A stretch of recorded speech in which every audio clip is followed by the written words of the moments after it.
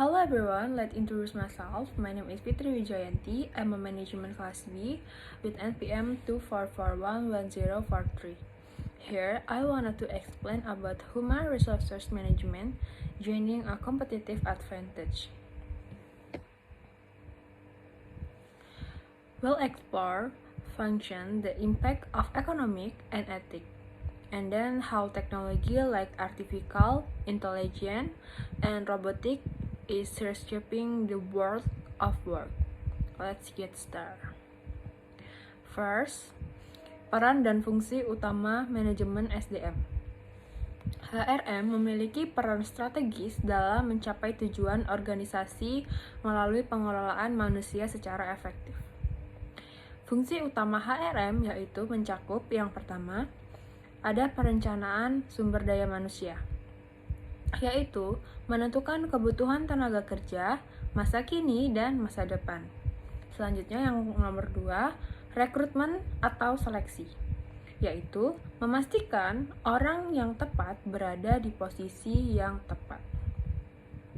Selanjutnya yang ketiga adalah pelatihan dan pengembangan, yaitu tugasnya untuk membantu karyawan meningkatkan kemampuan dan karir.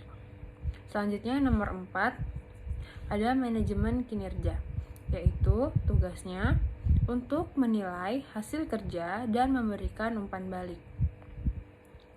Selanjutnya nomor 5, ada kompensasi dan benefit, yaitu menyusun sistem penghargaan yang adil dan kompetitif.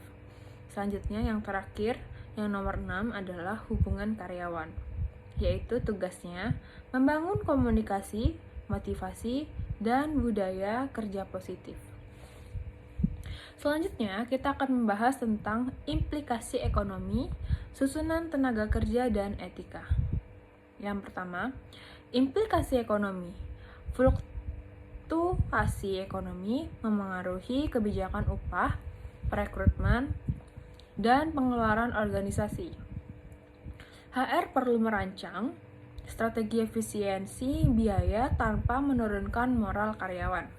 Selanjutnya, susunan tenaga kerja. Dunia kerja kini lebih beragam seperti gender, usia, budaya, dan generasi digital. Manajemen HR perlu membangun budaya kerja inklusif dan menghargai perbedaan. Selanjutnya yang ketiga itu ada etika dan keberlanjutan. HR bertanggung jawab menjaga etika, keadilan, dan kesejahteraan karyawan. Selanjutnya ada jejaring sosial AI dan robotika dalam HRM. Jejaring sosial dimanfaatkan untuk rekrutmen digital, branding, perusahaan, dan agent dan karyawan. Selanjutnya, platform seperti LinkedIn dan Instagram HR memperluas jangkauan talenta. Jadi gunanya media sosial, jadi pergunakan media sosial dengan baik dan benar agar menciptakan branding diri sendiri. Selanjutnya ada artificial intelligence atau AI. Gunanya adalah untuk mempermudah penyaringan pelamar, analisis data kinerja, dan pelatihan otomatis. Membantu HR membuat keputusan berbasis data, data-driven HRM. Selanjutnya robotika. Menggantikan pekerjaan berulang di bidang manufaktur, logistik, dan pelayanan.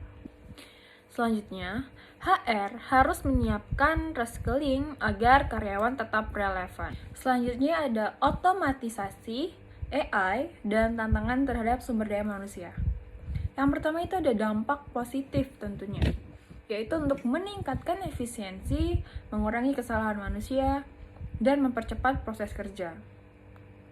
Selanjutnya ada membuka peluang pekerjaan baru di bidang teknologi. Lalu di sini ada ancaman, yaitu penggantian tenaga manusia oleh mesin dalam pekerjaan rutin. Jadi di sini yang dikhawatirkan adalah ketika terciptanya mesin-mesin, maka tenaga manusia tidak lagi dibutuhkan, begitu. yang dimana artinya lapangan pekerjaan akan semakin kecil. Selanjutnya ada timbulnya kesenjangan keterampilan, skill gap, antara generasi kerja.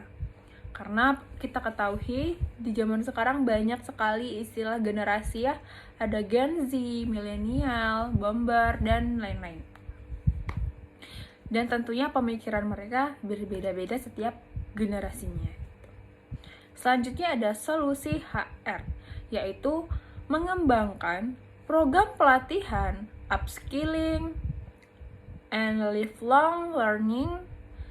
Selanjutnya ada menyusun strategi kolaborasi antara manusia dan teknologi agar seimbang gitu. Selanjutnya ada praktek HRM yang mendukung sistem kerja efektif.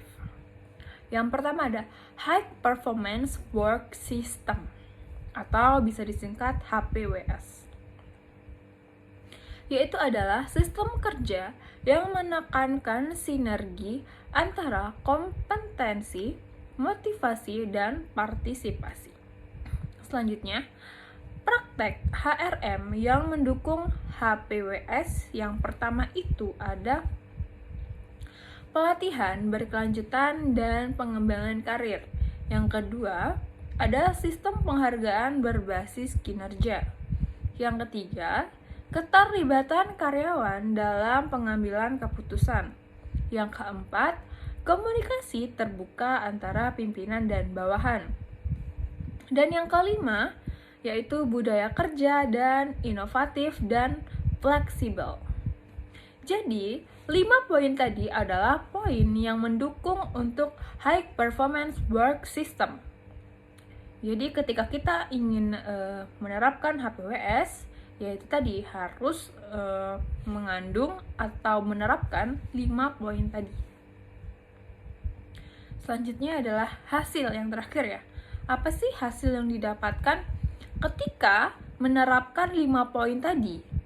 5 poin dari HRM ya, yang mendukung HPWS. Jadi hasil yang didapatkan adalah yaitu tentunya produktivitas akan meningkat, turnover menurun, dan keunggulan kompetitif tentunya akan terbentuk. So, strategic talent acquisition, practically hearing the best with candidate with the necessary skills and cultural alignment is crucial, especially in competitive talent. This involves using data analysis, improving employer branding, and focusing on the candidate experience, and then workplace planning. Anticipating future skills that allow company to address potential strangers through trade hearing or upskilling exciting employees.